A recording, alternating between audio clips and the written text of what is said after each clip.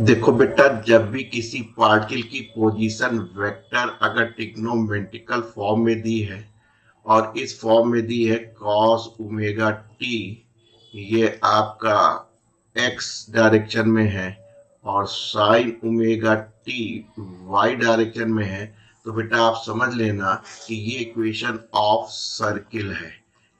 ये हमने भी थ्योरी बताई है और आप जिस लोकल गुरु से या जिस कोचिंग पढ़ लोगे उन्होंने बताई है। इसको 2 बार ड्राइव कर लीजिए और आपको जो है फाइनली इक्वेशन जो है मिल जाती है, x square plus y square बराबर ए स्क्वायर सर्किल के फॉर्म में। तो आप कहेंगे कि साहब ये मोशन जो है वो सर्कुलर है।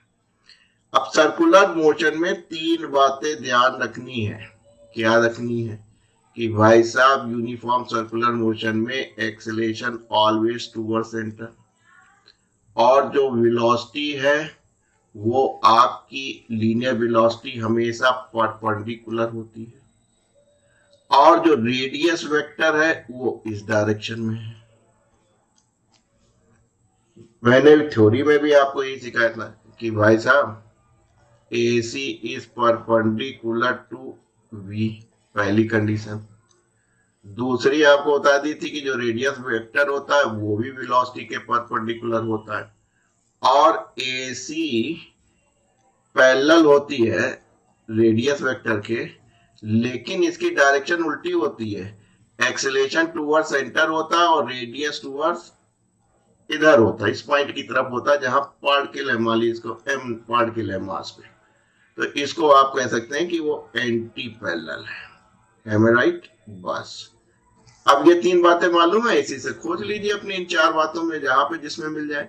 Velocity perpendicular to the vector r and acceleration is towards the origin. बिल्कुल सही सही बात कह रहे हैं कि ये जो आपका ओरिजिन है इधर है, और आप देख रहे हैं कि वेक्टर आर जो है इसके परपेंडिकुलर है, यानी 1 इज द करेक्ट आंसर। आइए सेकंड और थर्ड पढ़ लें। Velocity is perpendicular to the vector r, ठीक है।